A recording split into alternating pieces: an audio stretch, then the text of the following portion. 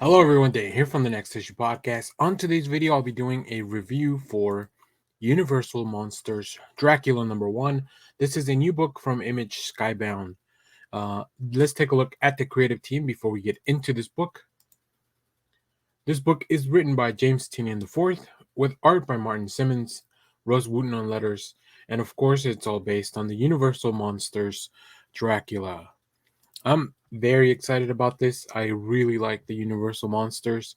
And I think bringing in this specific team to kick off this story and this miniseries, I think it's going to be really, really great. So let's see what's in this issue. The biggest name in comics resurrect the most iconic monsters. Department of Truth creators James Tynion and Martin Simmons reteam for an extra-length miniseries about the monster who started it all.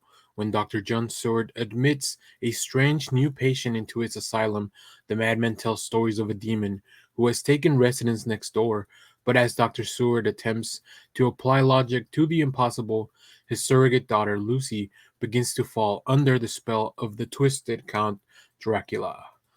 Um, so, a little bit of background. I am a big, big Dracula fan as far as like I'll check out anything that's coming out that's even Dracula related, right? We recently had the Renfield movie.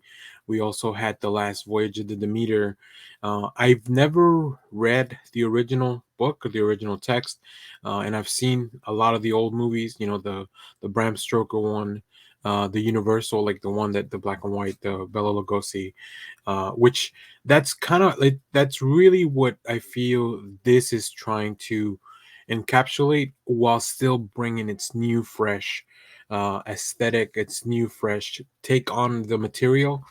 I think James Tynion is a super talented writer who can really take he's very good at his creator own stuff, but also if you read a lot of stuff from the big two, he's really good at taking somebody else's toys and playing with them in a way that maybe people hadn't really thought about.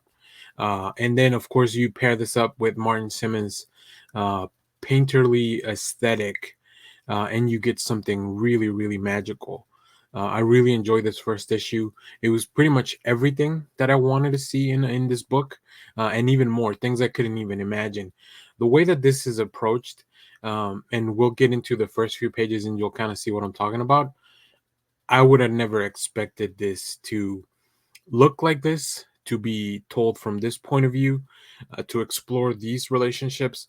And I think for fans of the material, you're going to see a lot of, uh, you know, callbacks, deep cuts, whatever you want to call them, because this is still part of this universe that has been built out. Now, I don't know what Skybound's planning to do with the rest of the Universal Monsters franchise, but if they are doing anything like they did with this issue, I'm fully on board. Like this is gonna be some of the best Dracula Universal Monsters stuff that we've seen in ages, and I think comics is a really fun medium to explore that. So let's go take a look at some of the preview art. Now, there is some disturbing imagery, I will say, but I think with Martin Simmons and the property that we're looking at, you kind of expect that. And if anything else, I'm glad that we went there.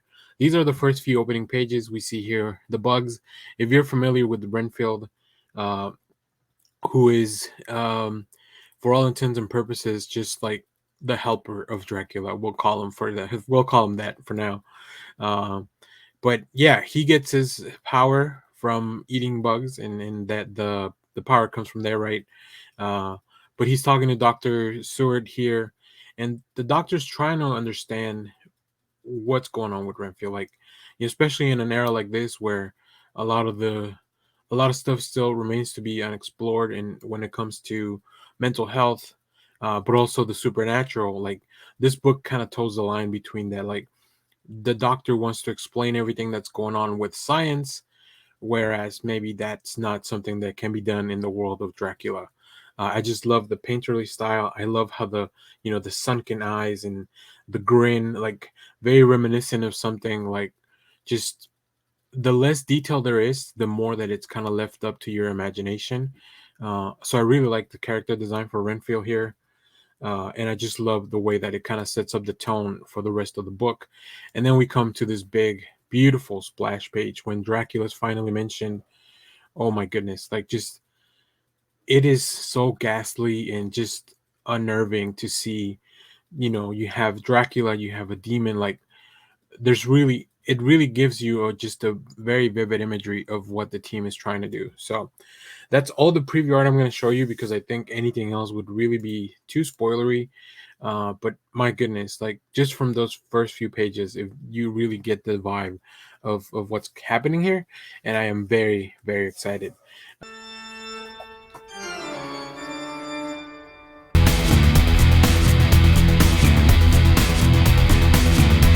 Hello everyone, Daniel here from the Next Issue Podcast. On today's video, I'll be doing a review for Gone #1 from DSTLRY. I am very excited to talk about this book. It is by one of my favorite creators, Jacques, and just very excited that I get a chance to, first of all, review this in advance for you guys, and also kind of follow DSTLRY on their path as they drop the Devil's Cut one shot last month. Yeah, I believe it was at the end of August. um, and that really gave us a little bit of previews. And Gone was one of the stories that I was very excited to get into. Right, I think the DSTLRY one shot, and you can go check out where I have plenty of videos on that. I'll link in the description.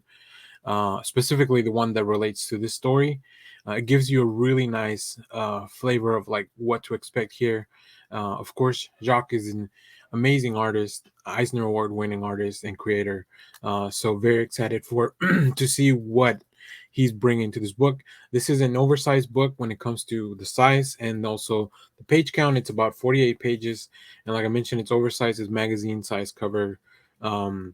So be expectful of that. It is about $10, but it's because you're getting a prestige style comic book. So I definitely understand a lot of people being hesitant about the price.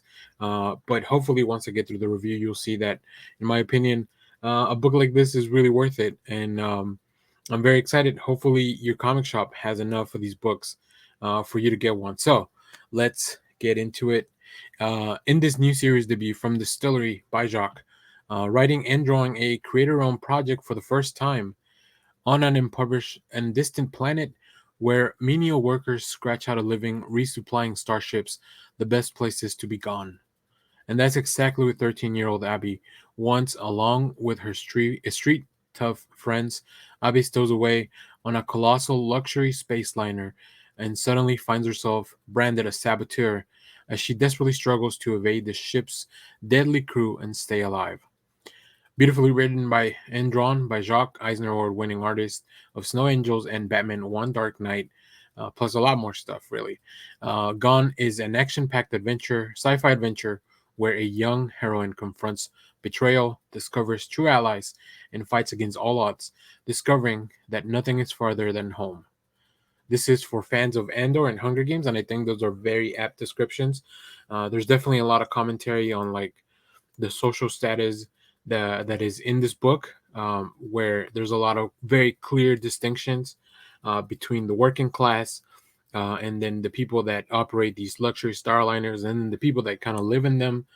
So there's definitely there a lot to be explored there.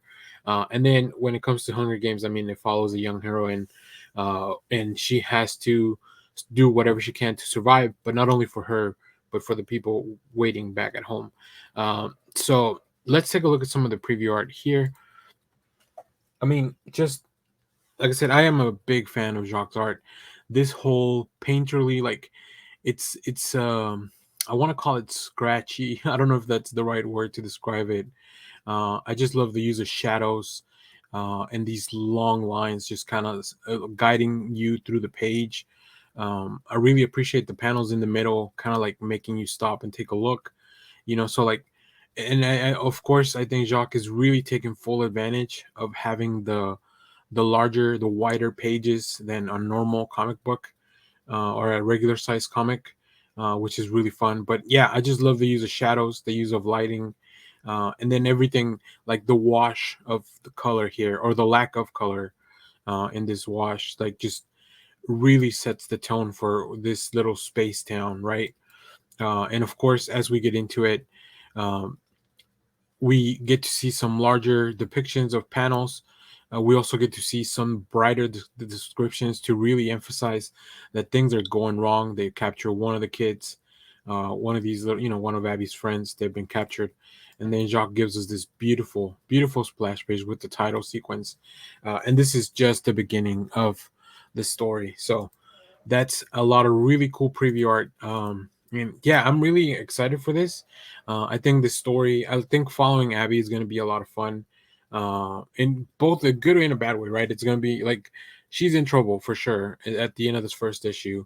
Uh, but we also see that there's a lot more in this ship than what we can probably explore. So I think Jacques does a really good job of just making sure that the main character is likable, so that you want her to get home and you want her to like be okay, and you want people to like step up and help her out.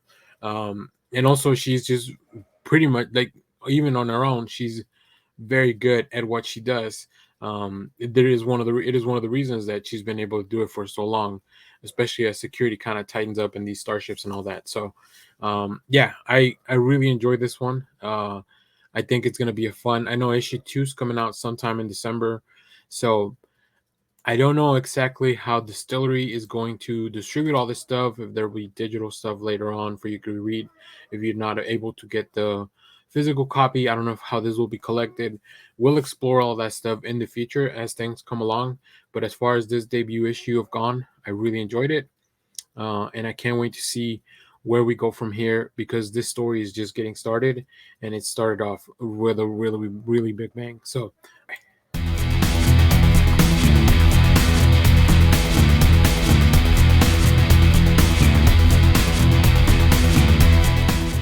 hello, everyone. Dan here from the Next Issue Podcast. On today's video, I'll be doing a review for the Schlub number 3. This is a new book from ImageComics. But let's take a look at the creative team here. From KLCPress, we have story by Ryan Stegman and Kenny Porter, with art by Tyrell Cannon, colors by Mike Spicer, and letters by John J. Hill. So if you haven't been keeping up with this book, we have a superhero Freaky Friday situation where the superhero Cirrus and this down on his luck dentist Roger have switched bodies, and they only have so much time to put themselves back in the right place, while still dealing with big superhero threats, and then Roger trying to deal with all his family stuff. So in this issue, Roger has been captured by the world's premier superhero team, The Vigilant, who are dangerously close to exposing a secret. Can Roger take on superheroes, Worm, and his ex-wife's blind date? There's only one way to find out. So yeah, this book is full of really cool, fun shenanigans, right? Um, I go back and forth between like what I'm more excited to explore, whether it's the world of Sirius and the superhero world here, with especially with the introduction of the Vigilant, like after the events of last issue where there was a lot of big like bombastic explosions and damage that happened. The Vigilant, they're not very happy with Roger's performance as Sirius, or I guess with Sirius' performance. But we know, the reader knows, that that is Roger in there, right? As much as Sirius is trying to help out Roger manage this superhero, all the heroics, he struggles because he doesn't always listen. Roger doesn't always listen. And yeah, the of course, people that know Sirius, like, they kind of start thinking that maybe something's wrong with him. And yeah, they are very close to finding out the secrets. In the meanwhile, we still also follow like all the interpersonal relationships that Roger has. You know, his ex-wife, he's having issues with his brother and his dad, and he's got a family dinner coming up. So like, how does he reconcile all those things? Can Sirius pretend to be him long enough to clear all those hurdles? So it creates, first of all, very comedic, very comedic issues for everything that's going on. And I think Tyrell Cannon really brings those to life very well, with like the looks of the superheroes and the faces and the expressions. So yeah, I really, really like whatever, like all the stuff that's going on in the book really blends itself well, very well together, especially in this issue. So let's get a look at some of the preview art here. As you can see, we see the Vigilant headquarters, which looks super cool. I love that it's just like this big eye, inside of this giant ship, and all the superhero designs are fun. Like they are so over the top with everything that's going on. The mask, the goggles, all the gauntlets, like very much over the top superhero stuff. I love that Sirius has to wear the headset so that Roger can talk to him. Or I guess Roger is wearing the headset. It's very confusing and talk about characters that have switched bodies. But as you can see here, just look at all the expressions here. Really fun stuff. Like Sirius looks so clueless because Roger is the one piloting his body. So it's really, really fun. So we get some really cool introspective conversations between Roger and Sirius, and you know they're just trying to get their bodies back. They're trying to fix all their issues, and they're trying to work as a team. But sometimes emotion gets the best of them, and that's kind of what we really see in this issue. All while in the meanwhile, Worm and all the other villains, they're still up to their old shenanigans. So like there's so much to deal with. I don't know how this can escalate more, but I'm sure that the team is gonna find a really fun way to do so. Because things in this issue get super crazy. So I'm very excited to see what the future holds for this series, and kind of what the future holds for these two characters, because I kind of like them both. Like Roger, as much of a clown and maybe he's not such a good person. I think they found a really nice way to make you feel a little bit bad for him. And of course, Sirius is just trying to like who's also dealing with family stuff. I didn't even talk about that. But yeah, this is just a really fun issue. And like I said, I haven't even explored the full issue. I didn't want to get too much into spoilers. So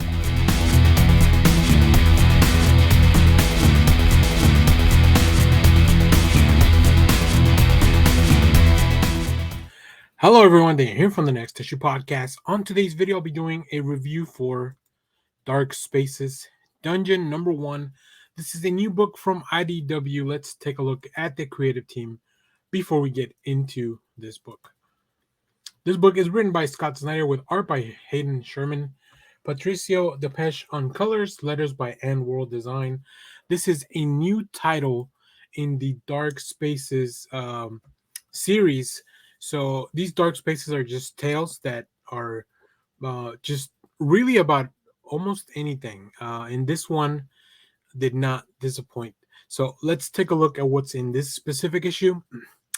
When a family moves from the busy city to the relaxing woods of New Hampshire, they're hoping to find a quiet rural life.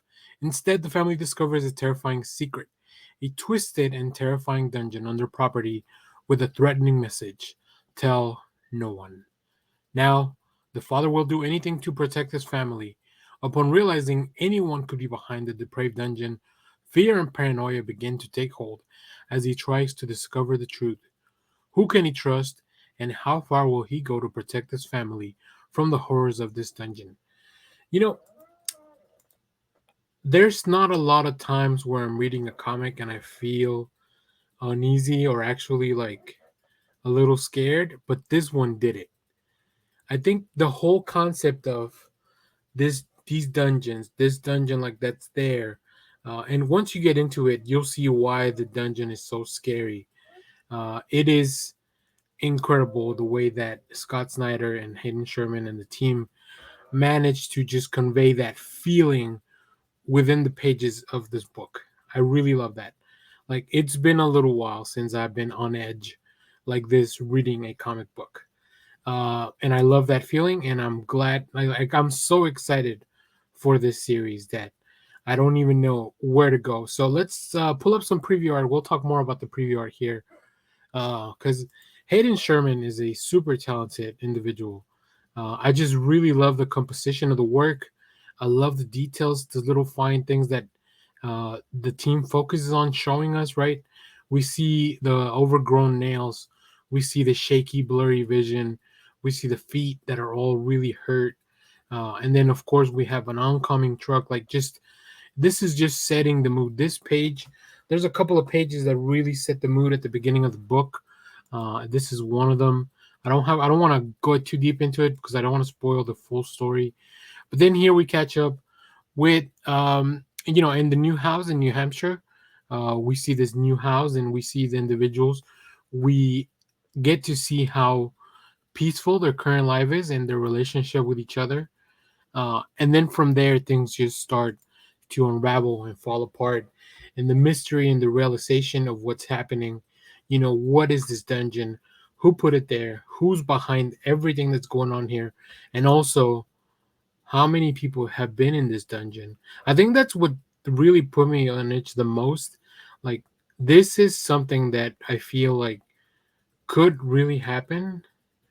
And yeah, that whole concept was just, I think supernatural stuff and demons, like, of course, all that stuff kind of can get to you, but stuff that's more like this, man, this just felt like a really interesting mystery while still giving you that edge of like horror tints to it. The tones of the coloring, let me pull up the preview art again, just one more time real quick. Just the shadow work, the the loneliness of this house in the woods. I don't know that I would ever choose to live that far removed from society, but man, it is just an incredible experience. I really enjoy this issue. It's probably one of my favorite things that I read this week, and I've read a lot of really, really good things. So, uh, that being said, check out all the other dark spaces. I think they're all a lot of fun. They all have their own little twist and hook to them that are very interesting. They are different artists that we get to meet throughout the issues. We have reviews for some of them on the channel, so make sure to go look for those. And yeah, this is probably one of the just a really fun series that's happening over at IDW. So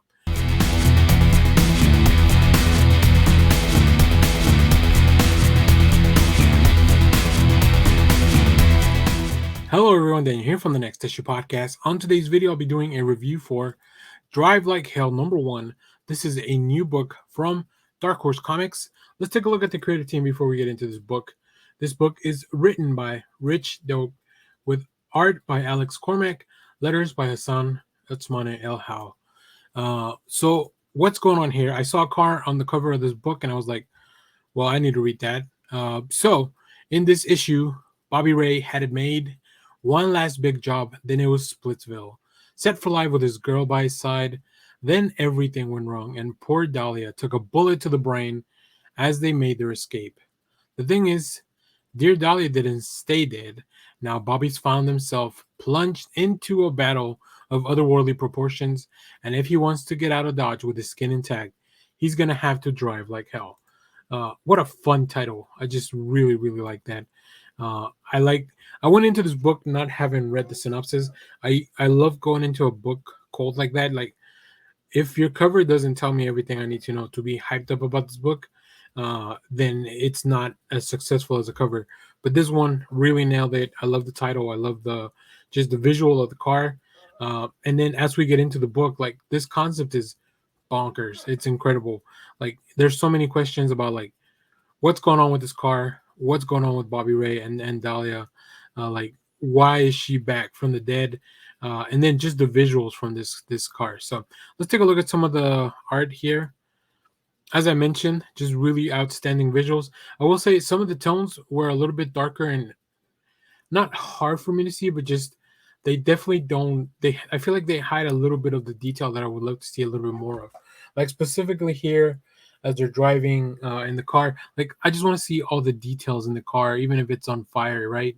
Whereas we see Dahlia coming back to life, like, there's so many shadows around that you don't get to see. You don't really understand maybe what's going on until she says something later on. Um, the non-linear story, I think, also helps to build that suspense because you don't know what's going on. Like, how did they plan this job? Why is this the last one? How long have they been doing? Like, there's a lot of questions for these characters that we can definitely get into. um, I do love the contrast of the narration boxes, how it's pink in some of these cases, and like just that nice contrast from everything that's going on in the background, right? From these very dark, warm colors to something a little bit more soft and cool. I think it helps the reader um, just separate some of the narration from what's going on. Uh, there's a lot of really cool stunts for the car, big chases, big sequences. I will say I am interested in knowing what happens next. I don't know that I need to know exactly what happens next month. I feel like this is going to read a lot better than trade because like any chase, like any like speed chase that you see on the TV or something, you kind of want to see it all the way through, right? So having to wait month to month for this, I think might be a bit of a tall ask. So we'll see. I might check out issue number 2 and see if the pacing has changed, or if anything, or if it becomes a little bit more episodic.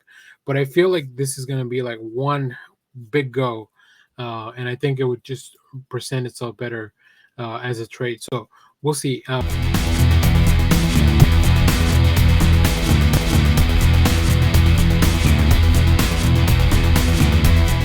Hello, everyone. Dan here from the Next Issue Podcast. On today's video, I'll be doing a review for Giant Robot Hellboy number 1. This is a new book from DarkHorseComics. Let's take a look at the creative team before we get into this. This book is a story by Mike Mignola with art by Duncan Forgetto, colors by Dave Stewart, letters by Clem Robbins. And if you think that there's a book out there that's called Giant Robot Hellboy, and it shows us on the cover a giant mech version of Hellboy, and if you think I'm not going to check that out, you've lost it. So let's see what's happening in this issue. In this issue, Hellboy is kidnapped and hooked up to a massive mecha Hellboy for a mission on a mysterious faraway island. But the island might just put up a fight of its own, inspired by Mignola's viral hit pencil drawings from Mike Mignola, the Quarantine Sketchbook. Giant Robot Hellboy gets his own story in this 3-part miniseries from Mignola and longtime Hellboy artist Duncan Forgetto. So this is the second one I've seen of these.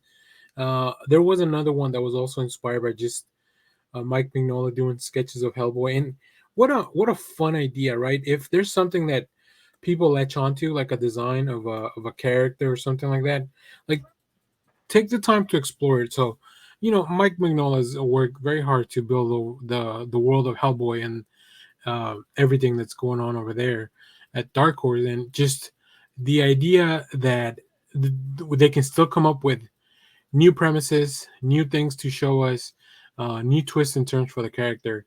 I think that's amazing and very, very impressive.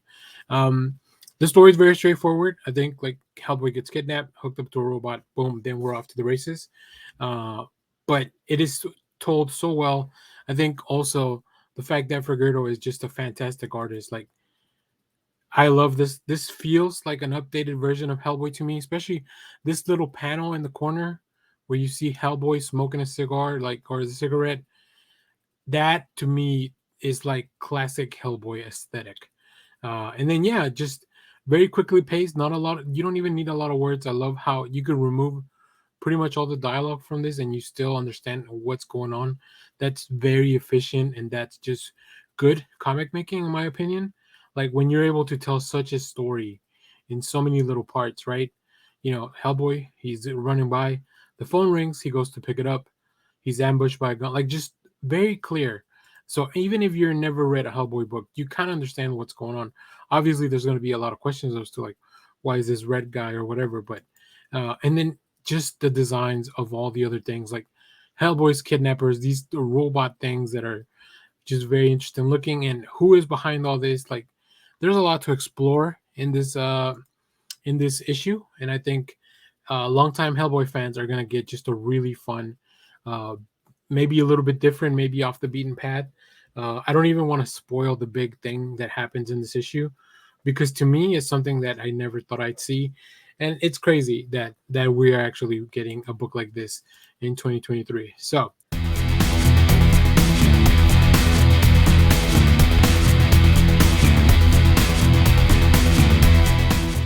hello, everyone. Dan here from the Next Issue Podcast. On today's video, I'll be doing a review for Edenwood number 1. This is a new book from ImageComics.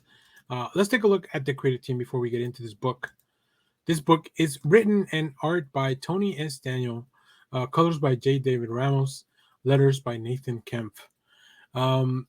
So I have been hearing a lot of really cool things about this book, which is one of the reasons I picked it up. Also, Tony Daniel's such a prolific comic book creator. I like that he's branching out, doing stuff on his own. I like that, as much as I enjoy him doing superhero stuff, I think it's been really cool to see him either work with other creators on creator-owned stuff, or just branch out on his own. Like, He's a very talented writer, very talented artist. So I think this book had a lot of hype going into it. So in this series premiere, an eons long series of multiverse wars between demons and witches has found Earth at its latest in the final battleground.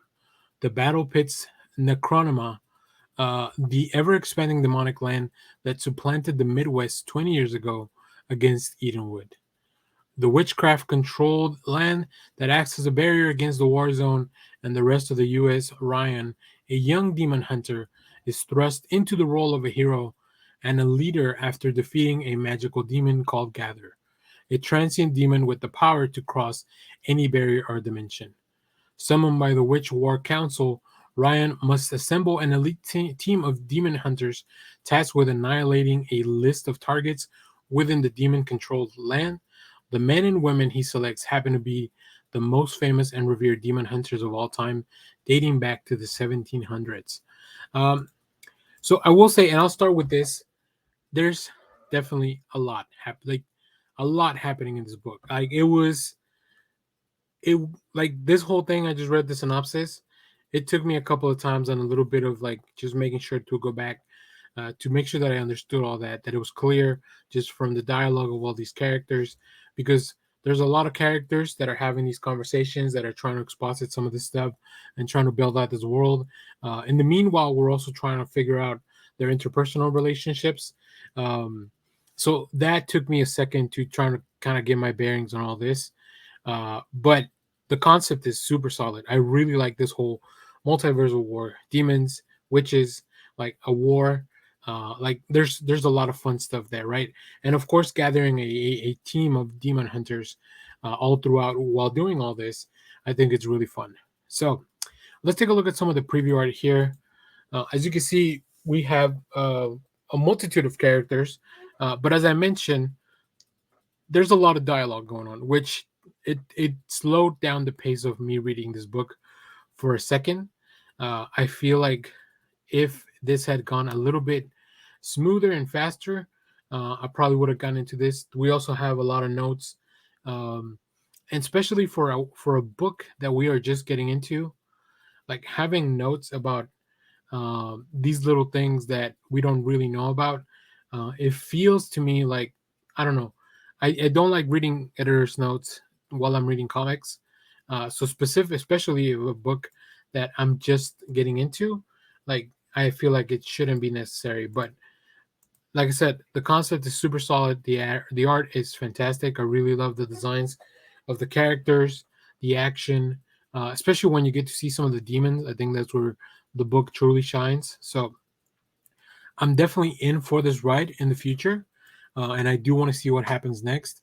I feel like this is something that I might trade weight, because retaining all this knowledge month over month may be something that it just feels like a bit of a task for me. But overall, I think this is a well put book together. Like, I really enjoyed the concept of it. I really enjoyed once we got past of all the world building and we got into the actual set of events that are taken up in the present, or in I guess in this case in the future, for these characters. That's when I had a really good time. Like, that's when the book clicked for me, and I really feel like I need to push this out there and recommend it to people. Because it feels like something that could be very epic. And I think this issue number 1 does a good job at overall explaining that and just kind of trying to hook the reader into that. So yeah, although not a perfect beginning, I think there's enough here that I'm very interested in seeing what else happens in this world and what else happens in this war, in this concept. So if you have read this book, let me know what you thought about it down in the comments. As always, thank you for watching, everyone. Remember to share, like, subscribe, hit the bell so you know when we go live. That is most Saturdays, 10 a.m. Central Standard Time. Stay tuned. We have more comic reviews, trailer reactions, TV recaps, all that fun stuff in the channel. Thanks for watching, everyone. Bye-bye.